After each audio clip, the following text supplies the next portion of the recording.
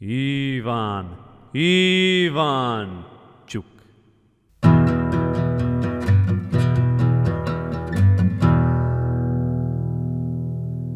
Hi everyone, in today's video I'm going to show you a game between Vasillly Ivanchuck and Thomas Willemze, which was played in Reykjavik Open in March. Let's jump quickly into the game. Vasillly was white and Thomas was black.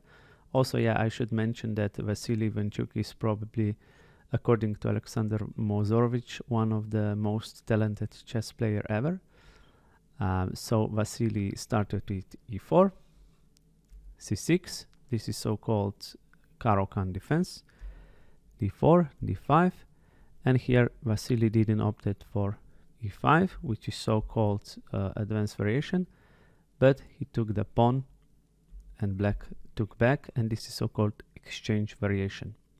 In exchange variation we can play knight to f3, or even better is bishop d3, knight c6, c3, knight to f6, bishop f4, bishop g4, and queen to b3. Very interesting variation. Exchange variation of Caro-Kann I also play myself. But yeah, let's go back. But in this position, after taking, Vasillly opted for c4, which is so-called pano attack. Knight f6, knight c3, and here the most common moves are e6 or knight to c6. But Thomas opted for g6, which is a very interesting move, so-called fianchetto defense of pano attack. Queen to b3, we place the queen on great square. Queen is eyeing this diagonal and also this pawn on b7. Bishop to g7, we take the pawn. Now black completes his opening stage by castling. And here, interesting move by Vasillly, bishop to f4. I think he tried to confuse his opponent and get him out of the book. Most common move here is played bishop to e2, and after knight to d7, we place the bishop on f3, knight b6, and now knight can jump here. Very nice maneuver. But as I say, bishop to f4 was played, a5, and here probably the best move would be either placing bishop here or I mean on c4 or knight to f3, but slightly inaccuracy by Vasillly. He played move a3, a4, queen a2, so queen is still guarding this pawn on d5, e6, and in this position the best move was bishop to g5, just pinning black's queen, but Vasillly took the pawn on d6. And now bishop takes, bishop c4, queen d4, we take the bishop, and now black found a nice move. Of course, not taking bishop here because of this check, and actually white is better, but instead he first took the bishop on f4, which was very good move. And in this position black is slightly better. Knight to e2, knight g to e2, and here a very interesting move by black, actually slight inaccuracy. It's very interesting how chess is really about nuances. Here queen to e5 wasn't the best. Better would be to play queen to g5. And why is that? Because we attack this pawn. Of course, if we make a castle, then we lose the bishop. So bishop has to go back to this unpleasant square on h3. And after knight c6, or let's say if we castle, queen to h4 is very good, and this knight is coming to e5 and maybe later to g4. So see, very nice move, queen to g5. So he went here, bishop has to return to c4, knight c6, rook d1, we get to the nice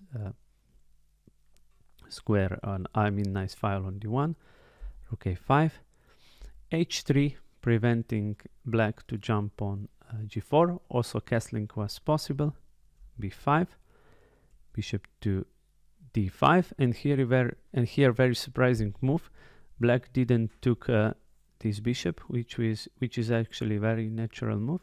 Just take here, and okay, here is still a little bit complicated. We have to take with the queen, because if we take with the rook, then queen to e7 is very strong. We keep this pin, and let's say after rook to d2, knight d4, and we have quite strong attack, and black is actually winning in this position.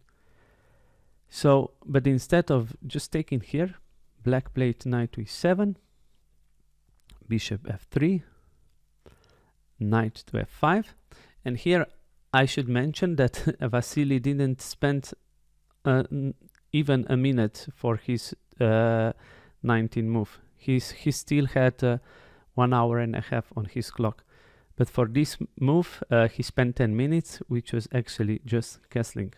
Very funny. And now in this position, black played knight to h4, and after knight to d4, black responded in knight taking on f3. Very natural move, but actually this was slight inaccuracy, and best move was to play rook to d8, rook f1, and queen to c5, according to computer.